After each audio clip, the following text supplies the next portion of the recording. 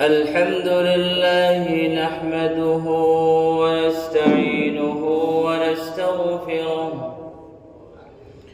ونؤمن به ونتوكل عليه ونعوذ بالله من شرور أنفسنا ومن سيئات أعمالنا من يهده الله فلا مضل له ومن يضلله فلا هادي له وأشهد أن لا إله إلا الله وحده لا شريك له وأشهد أن سيدنا وحبيبنا وحبيب ربنا وشفيعنا وسندنا ومولانا محمدا عبده ورسوله أرسله الله تعالى بالحق إلى الناس كافة بشيرا ونذيرا وداعيا إلى الله بإذنه وسراجا منيرا أما بعد فأعوذ بالله من الشيطان الرجيم بسم الله الرحمن الرحيم يا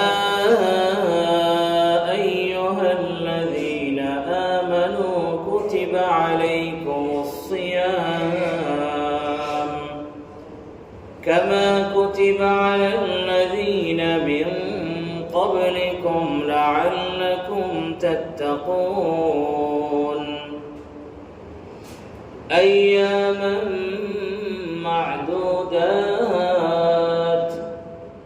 فمن كان منكم مريضا أو على سفر فعدة من أيام أخر وعلى الذين يطيقونه فدية طعام مسكين ومن تطوع خيرا فهو خير له وأن تصوموا خير لكم إن كنتم تعلمون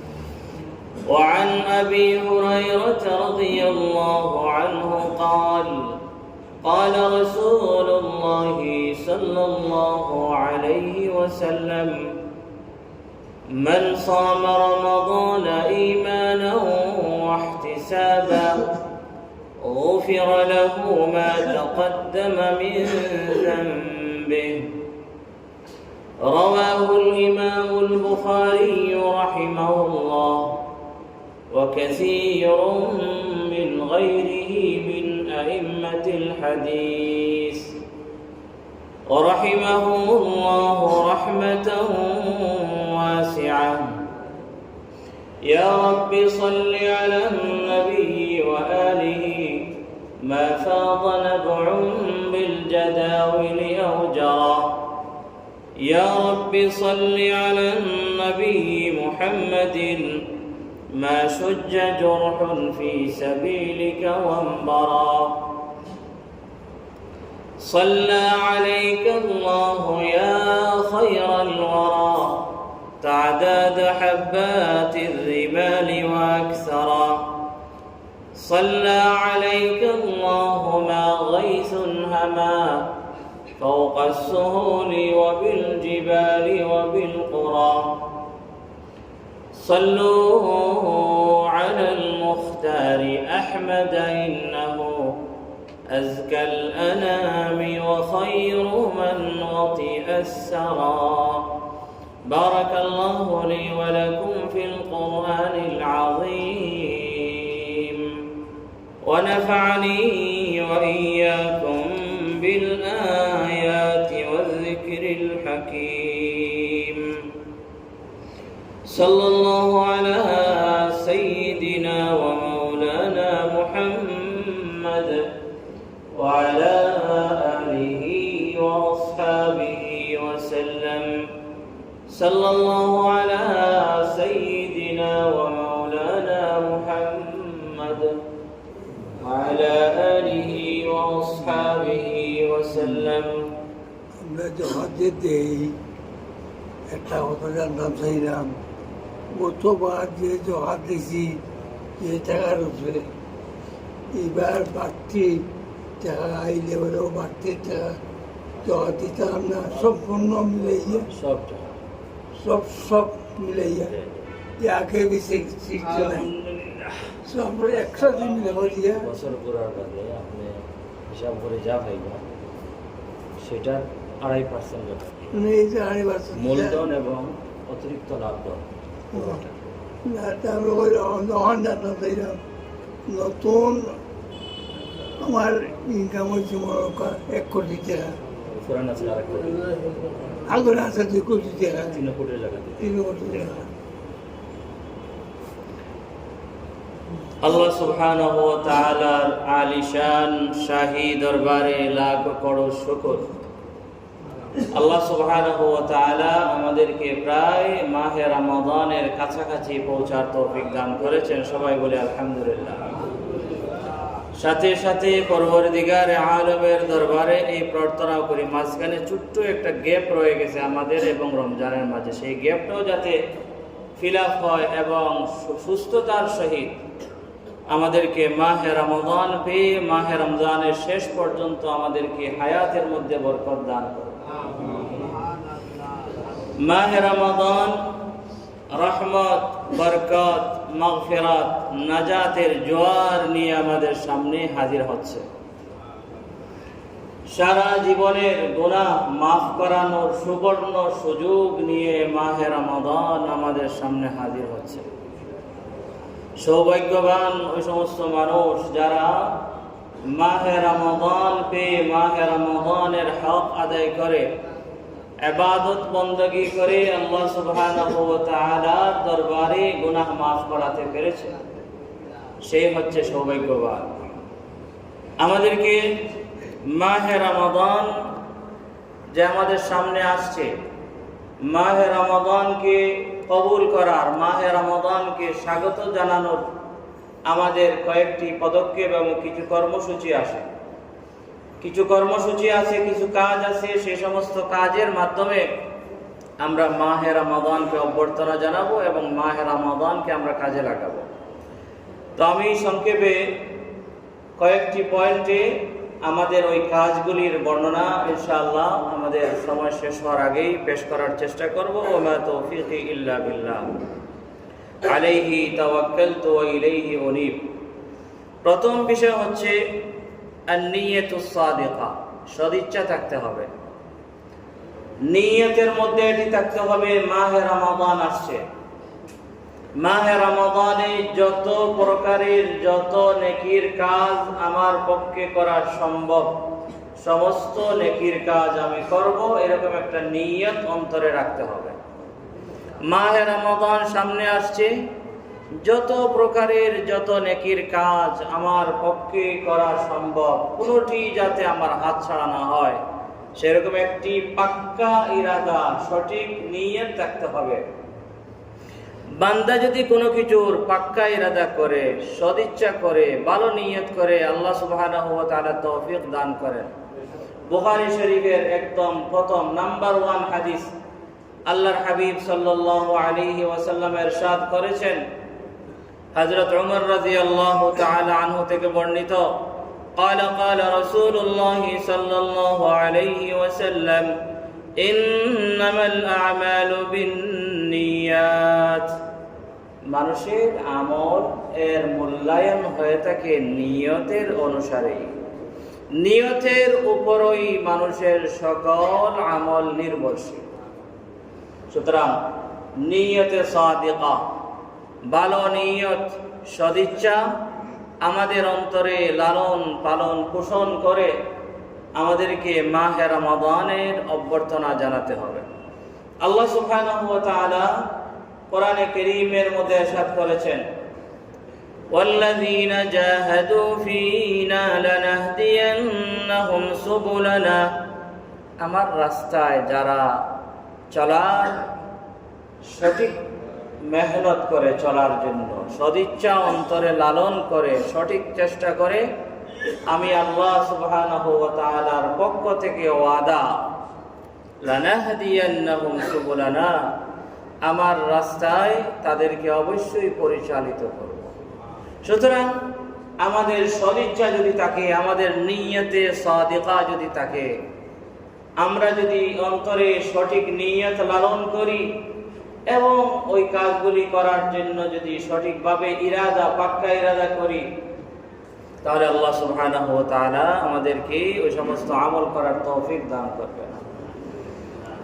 যদি কোনো অ্যাক্সিডেন্টলি যদি আমি কাজ করতেও পারি না, ওই সঠিক এবং পাক্কা নিয়তের কারণে না করার পরেও আমি কিন্তু পুরা সওয়াব পাবো। হাদিসের মধ্যে আসছে, আল্লাহর হাবিব সাল্লাল্লাহু আলাইহি ওয়াসাল্লাম বলেছেন, ফামান হাম্মা বিহাসানাতিন ফালাহু আজরুহা ওয়া ইন লাম ইয়ামালহা ফালাম ইয়ামালহা ফালা কাতাবাল্লাহু লাহু হাসানাতান। যে ব্যক্তি ভালো কোনো কিছু করার নিয়ত করলো কিন্তু পরবর্তীতে কোনো অসুবিধার কারণে করতে করলো না, আল্লাহ সুবহানাহু ওয়া তাআলা তার আমল নামার মধ্যে নেকি লেখেন, নিয়তের বরকতে নেকি লেখেন। কিন্তু নিয়ত মানে এই নয় যে আমি করতাম না, এমনিতে মানুষকে বললাম ইনশাআল্লাহ, না, ভিতরে সঠিকভাবে নিয়ত থাকতে হবে ভালো কাজে। সুতরাং কোনো ব্যক্তি যদি সঠিকভাবে অন্তরে নিয়ত করে ভালো কাজ করার, আল্লাহ সুবহানাহু ওয়া তাআলা সেই কাজ করার তৌফিক দান করেন। আর কোনো কারণে যদি সে করতেও না পারে, আল্লাহ সুবহানাহু ওয়া তাআলা সেই আমলের সওয়াব তার আমল নামার মধ্যে লেখেন। 2 নম্বর হচ্ছে আল্লাহ সুবহানাহু ওয়া তাআলার কাছে দোয়া করা। শুধু সদিচ্ছা করলেই চলবে না, শুধু সঠিক মেহনত করলেই চলবে না, সবকিছু মাওলার হাতে। আল্লাহ সুবহানাহু ওয়া তাআলার দরবারে দোয়া করতে হবে। সকালেও ফজরের পরে বলেছি, দোয়া হচ্ছে ইবাদতের মগজ, ইবাদতের সার হচ্ছে দোয়া। আল্লাহর হাবিব সাল্লাল্লাহু আলাইহি ওয়াসাল্লাম বলেছেন, হযরত নু'মান ইবনে বাশীর রাদিয়াল্লাহু তাআলা আনহু থেকে বর্ণিত তিরমিজি শরীফের হাদিস, আদ-দুআউ হুয়াল ইবাদা, দোয়াই হচ্ছে ইবাদত, দোয়াই হচ্ছে ইবাদত। কোন বর্ণনায় আসছে আদ-দুআউ মুখুল ইবাদা, দোয়া হচ্ছে ইবাদতের মগজ। সুতরাং 2 নম্বর আমাদের কাজ হচ্ছে যে আমরা মাওলাই করিমের দরবারে মাহে রমাদান পাওয়ার এবং মাহে রমাদানের খায়র ও বরকত যাতে আমাদের হাতছাড়া না হয়, মাহে রমাদানের খায়র ও বরকত যাতে আমরা পরিপূর্ণভাবে পেতে পারি, মাওলার দরবারে চাওয়া। গত সপ্তাহে আমরা আলোচনা করেছি যে নবীজি সাল্লাল্লাহু আলাইহি ওয়াসাল্লাম মাহে রমাদানের 2 মাস আগ থেকে দোয়া করতেন, আল্লাহুম্মা বারিক লানা ফি রজব ওয়া শাবান ওয়া বাল্লিগনা রমাদান। বুজুর্গানে দিন থেকে এমনও বর্ণিত আছে তারা রমজানের 6 মাস আগ থেকে দোয়া শুরু করে দিতেন, আল্লাহুম্মা বাল্লিগনা রমাদান, আল্লাহ আমাদেরকে রমজান পাওয়ার তৌফিক আতা করুন। সুতরাং 2 নম্বর হচ্ছে দোয়া। মুমিনের জীবনে দোয়া হচ্ছে সবচেয়ে বড় হাতিয়ার। যেখানে জাগতিক চিকিৎসা কাজ করে না, সেখানে দেখা যায় আল্লাহর রহমতে দোয়া কাজ করে। সুতরাং দোয়া করার সময় কখনো কোনো গাফলতি করা, অবহেলা করা কখনো একজন মুমিনের কাজ হতে পারে না। 3 নম্বর হচ্ছে মাহে রমাদান। যখন মাহে রমাদানের চাঁদ আমরা দেখব, যেমন আগামীকালকেও কিন্তু চাঁদ দেখার সম্ভাবনা আছে, শনিবারে বিকালেও চাঁদ দেখার সম্ভাবনা আছে। আর শনিবারে আগামীকাল বিকালে যদি চাঁদ দেখা না হয় তাহলে রবিবারে 30 পড়ে যাবে, আমাদের চাঁদ দেখারও দরকার নাই। কিন্তু চাঁদ দেখা এটা একটা সুন্নাহ, উম্মতের উপর চাঁদ দেখা এটা হচ্ছে ফরজে কিফায়া। কারণ চাঁদ যদি আমরা কেউই দেখি না, তাহলে রমজান কখন শুরু হবে কেউ বলতে পারবো না। কারণ ক্যালেন্ডার দিয়ে রমজান নয়, এটা হচ্ছে একটা আইডিয়া, ক্যালেন্ডারে যে তারিখ লেখা হয় অমুক তারিখে শুরু হবে, এগুলো হচ্ছে জ্যোতির্বিজ্ঞানীদের হিসাব অনুসারে একটা আইডিয়া। কিন্তু আমাদের হিজরি মাস, ইসলামী মাস শুরু হয় পশ্চিম আকাশে চাঁদ দেখার মাধ্যমে। এতে ক্যালেন্ডার এটাকে সাপোর্ট করুক বা নাই করুক, ব্যস্তম হোক বা নাই হোক, আমাদের দেখা। সেজন্য চাঁদ দেখা এটা হচ্ছে ফরজে কিফায়া, আর দুই একজনে দেখে ফেললে অন্যান্য জনের জন্য দেখা হচ্ছে এটা সুন্নাহ। হযরত আনাস ইবনে মালিক রাদিয়াল্লাহু তাআলা আনহু বলতেছেন, কুন্না বাইনা মক্কা ওয়াল মদিনা ফাতারাআইনাল হিলালা। আমরা মক্কা এবং মদিনার মাঝখানে কোন এক শহরে ছিলাম উমরের সাথে, আর আমরা সবাই মিলে চাঁদ দেখাদেখি করেছি। আমরা তো এখন সব দায়িত্ব দিয়ে দেই আমরা হেলাল কমিটির হাতে, এটা একটা সুন্নাহ, ঠিক আছে, তাদের দায়িত্ব, কিন্তু আমাদেরও একটু ওইদিকে বের হয়ে যদি আকাশ পরিষ্কার থাকে একটু তাকাই না, আমাদের সুন্নাহ আদায় হবে। সুতরাং চাঁদ দেখার চেষ্টা করা, এবং নতুন চাঁদ দেখার পর নির্দিষ্ট একটি দোয়া আছে। হযরত তালহা ইবনে উবাইদিল্লাহ রাদিয়াল্লাহু তাআলা আনহু থেকে বর্ণিত, তিরমিজি শরীফ সহ আরো অনেক কিতাবের মধ্যে এসেছে, কানা নবী সাল্লাল্লাহু আলাইহি ওয়াসাল্লাম ইযা রাআল হিলাল قال اللهم إله علينا باليمن والإيمان والسلامة والإسلام ربي وربك الله। নতুন চাঁদ দেখার পর আল্লাহুম্মা আহিল্লাহু আলাইনা বিল ইউমনি, কোন কোন বর্ণনা আছে বিল আমনি ওয়াল ঈমান, হে আল্লাহ এই যে আমরা চাঁদ দেখলাম, এই চাঁদটা যেন তথা এই মাসটা যেন আমাদের হয় বরকতের মাস, আমন আমানের মাস, নিরাপত্তার মাস, শান্তির মাস এবং ইসলামের মাস। হে চাঁদ, হে নতুন চাঁদ, তুমি এবং আমি সকলের রব হচ্ছেন আল্লাহ। এটা হচ্ছে এই দোয়ার অর্থ। হে আল্লাহ এই চাঁদকে তথা এই মাসকে রহমত, বরকত এবং শান্তির মাস হিসাবে বানাইয়া দাও। হে আল্লাহ এই চাঁদকে তথা এই মাসকে আমাদের জন্য ঈমান এবং ইসলামের চাঁদ হিসাবে বানিয়ে দাও। এই মাসকে ঈমান এবং ইসলামের মাস হিসাবে বানিয়ে দাও। ও চাঁদ, ও নতুন চাঁদ, তোমার এবং আমার সকলের রব হচ্ছেন আল্লাহ। এই দোয়া পড়া হচ্ছে সুন্নাহ। এটা আবার অনেকেই মনে করে যে রমজানের চাঁদ দেখার সুন্নত না, 12 মাসের নতুন চাঁদ দেখার সুন্নতের এই দোয়া পড়া। ধরেন আপনি কোনো এক সময় রমজান ছাড়া বা ঈদের চাঁদ ছাড়া অন্য কোনো এক সময় বের হয়েছেন এইদিকে, হঠাৎ করে আপনার নজরে পড়ছে নতুন চাঁদ, তখন রমজান হোক, শাওয়াল হোক, যেই মাস হোক না কেন, আপনি আল্লাহুম্মা আহিল্লাহু আলাইনা যে দোয়াটি আছে সেই দোয়াটি পড়বেন। এটি অনেকেই মনে করে, কেমন কি কোনো কোনো বইয়ের মধ্যে লেখছে যে রমজানের নতুন চাঁদ বা ঈদের নতুন চাঁদ দেখার দোয়া। না, এটা শুধু রমজানের নতুন চাঁদ দেখার দোয়া নয়, শুধু ঈদের নতুন চাঁদ দেখার দোয়া নয়, 12 মাসের নতুন চাঁদ দেখার দোয়া এটা। সুতরাং রমজানের চাঁদ যখন দেখবেন এই দোয়াটি পড়বেন, ঈদের চাঁদ দেখবেন দোয়াটি পড়বেন। এই রমজান এবং ঈদ ছাড়াও যে কোনো সময় যদি নতুন চাঁদ আপনার চোখে ভাসে, তখন এই দোয়াটি পড়া হচ্ছে সুন্নাহ। ইযা রাআল হিলাল, যখন নবীজি নতুন চাঁদ দেখতেন, এখানে রমজান শাওয়ালের কোনো কথা এখানে নাই, 12 মাসের 12 মাস। কিন্তু যেহেতু অন্যান্য মাসের চাঁদ আমরা দেখি না, বিশেষত আমরা ঈদের চাঁদ দেখি, সেই হিসাবে রমজানের চাঁদ দেখি, সেই হিসাবে কেউ কেউ এটাকে ঈদ এবং রমজানের সাথে খাস করে দিয়েছে। 4 নম্বর বিষয় হচ্ছে যে মাহে রমাদানের আগমনে আনন্দ প্রকাশ করা। আনন্দ প্রকাশ করা। একজন সাহাবী বলতেছেন, কানান নবী সাল্লাল্লাহু আলাইহি ওয়াসাল্লাম ইউবাশশিরুনা বিশাহরি রমাদান। আল্লাহর হাবিব সাল্লাল্লাহু আলাইহি ওয়াসাল্লাম আমাদেরকে মাহে রমাদান আসলে মাহে রমাদানের সুসংবাদ দিতেন। সুতরাং 5 নম্বর কাজ হচ্ছে মাহে রমাদানের আগমনে আনন্দ প্রকাশ করা। আর একজন মুমিন তো আনন্দিত হওয়ার কথাই, সারা বছরের গুনাহের ময়লা আবর্জনা জেড়ে ফেলে দেওয়ার সুবর্ণ সুযোগ হচ্ছে মাহে রমাদান। ঈদের আগমনে আমরা আনন্দ প্রকাশ করি, সেটিও ঠিক আছে, কিন্তু মাহে রমাদানের আগমনে তার চেয়ে আরো বেশি আমাদের আনন্দিত হওয়ার দরকার, আনন্দ প্রকাশ করার দরকার। কি 11 মাস পর এই সুবর্ণ সুযোগ আমাদের সামনে আসছে, রহমত, বরকত, তারপর নাজাত মিনান নার, মাগফিরাতের জোয়ার নিয়ে মাহে রমাদান আমাদের সামনে হাজির হচ্ছে, অনেক অফার নিয়ে আমাদের সামনে হাজির হচ্ছে। সেই হিসাবে একজন মুমিনের মাহে রমাদানের আগমনে আনন্দিত হওয়ার দরকার। 6 নম্বর বিষয় হচ্ছে আত-তাওবাতুস সাদিকা।